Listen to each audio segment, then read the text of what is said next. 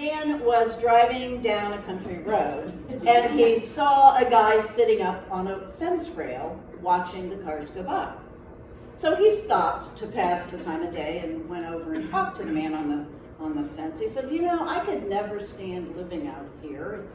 You don't see anything. I'm sure you don't like to travel like I do. I mean, I'm on the go all the time. The man on the fence looked down at the stranger and said, well, I can't see much difference in what I'm doing and what you're doing. I sit on the fence and I watch the cars go by, and you sit in your car and watch the fences go by. It's just the way you look at things. It's just the way you look at things. That is the truth. Let's test that out a second by taking a closer examination of the graphic for our service today. So as you glance at that image, you probably see a large flower against a grassy background. But if you look closer, you will see this flower is the top of a parachute. And the grass is not someone's yard. This is an aerial view taken from overhead. You've probably heard the parable of the blind man and the elephant. It's found in Buddhist and Hindu texts, and it's a perfect example of the limits of our perception and the importance of complete context. The parable goes like this. A group of blind men heard that a strange animal called an elephant had been brought into town, but none of them, of course, had ever seen an elephant. They didn't know its shape or form. So out of curiosity, they said, we must inspect and know by touch, of which we are capable of doing, what this animal is like. And so they all gathered around the elephant and touched different parts of it. The first person whose hand landed on the trunk said, this being is like a thick snake. For another whose hand was on the elephant's ear, he said, this animal is like a fan. For another man whose hand was on the elephant's leg, the elephant was like a tree trunk. The blind man who placed his hand on the side of the elephant said, this animal is a wall. And the one who touched his tail described it as a rope. And finally, the last man who touched the tusk of the elephant said, this beast is hard and smooth and just like a spear. Now, all of those men were partially correct, and all of those men lacked the full context of the situation because of their inability to see. Like these blind men touching the elephant, we all reason from our own perspective all the time. Today, our culture is filled with hatred and verbal and emotional attacks, misunderstanding, miscommunication, and huge division. Whatever happened to the idea of trying to see something from somebody else's point of view? When did agreeing to disagree disappear?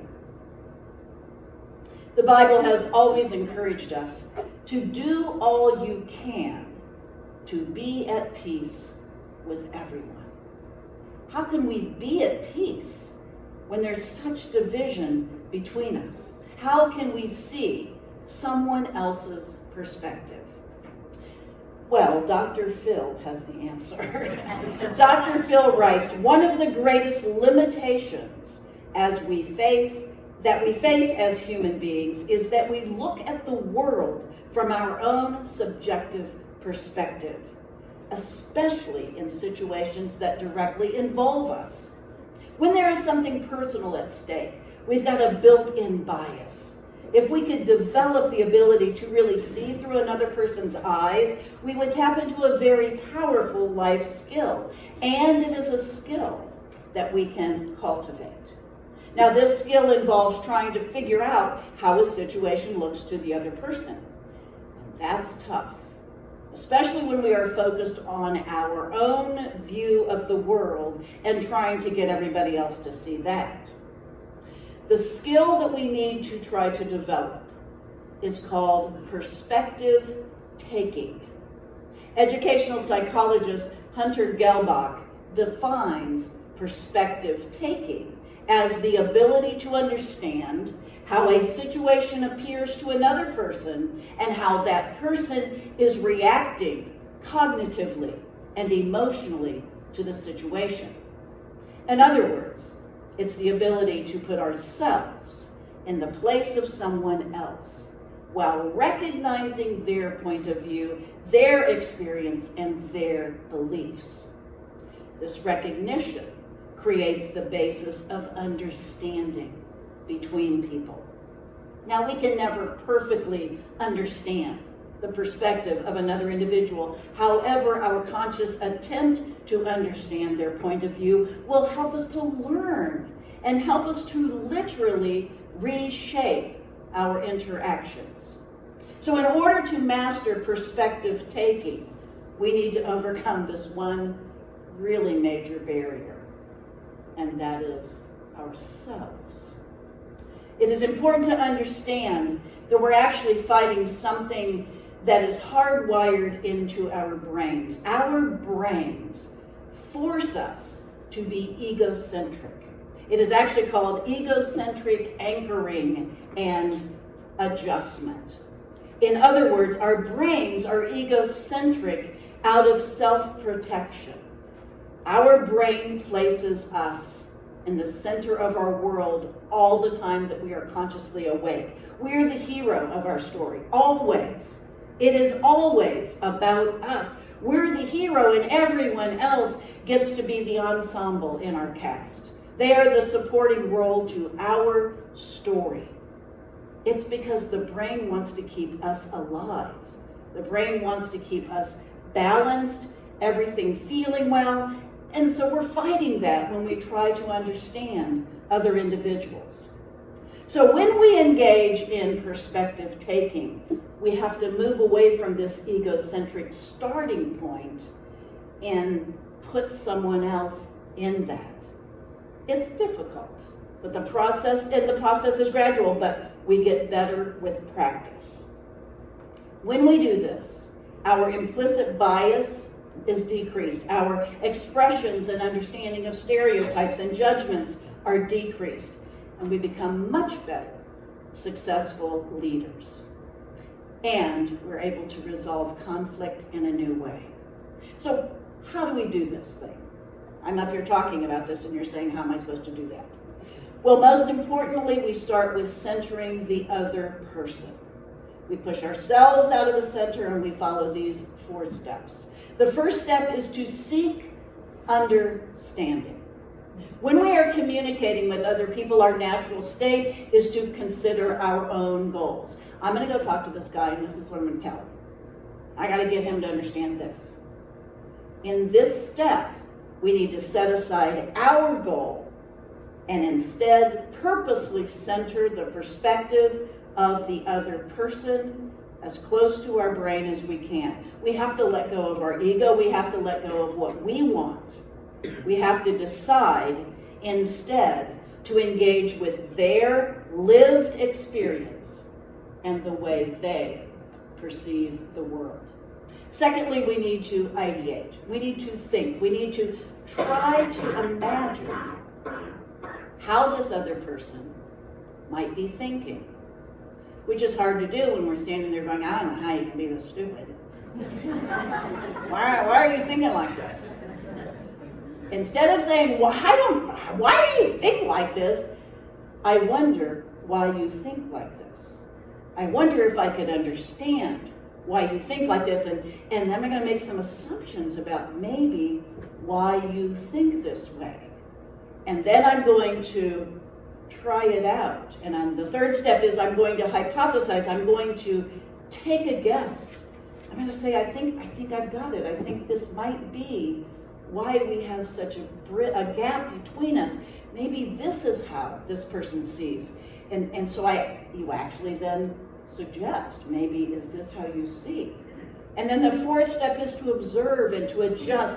This is when we're ready to have the real conversation, ready to have the real open discussion, ready to accept new information about someone. This is where we hope for empathy and discovery, and adjustment needs to occur. Now, let's put all of that together with a real life example. Let's say, for example, that I am teaching a high school class on the very first day of school. So I don't know the students yet. I don't know what makes them tick. I don't know anything about them. And so let's just imagine that I'm teaching my class, and like I normally do, I'm making silly jokes or I'm laughing. And every time I do that, there's a student that gets visibly upset. He's frowning and he's fidgeting in his seat, and every time I laugh or make a silly joke, he gets explosively angry until finally he can't contain himself any longer. He jumps up out of his seat and he storms over to the classroom door, and he stands with his back to me, and he's waiting for the bell to ring so he can leave. Now, there's several options that I could take in this moment. I could rise up and use my power and call the principal's office and get him out of the room, or I could let him calm down a little bit, and when the class leaves, ask him to stay and talk, or I could call his parents. I mean, there's a number of things that I could do. But I'm hoping maybe for a better chance to understand this person and try to have a good relationship with him. So let's say I decide to practice perspective taking, and I get out of the center of my own brain and I seek understanding. I ask him to remain a few minutes and be willing to talk with me. And my goal is not to get back at him. I don't want to punish him.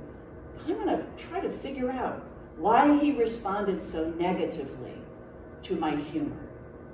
Secondly, as we talk, I begin to ideate. I begin to think. And he's not saying a lot to give me any clues, but I start wondering if he grew up in a really humorless home, or if the people in his house maybe looked down on humor and thought it was a waste of time.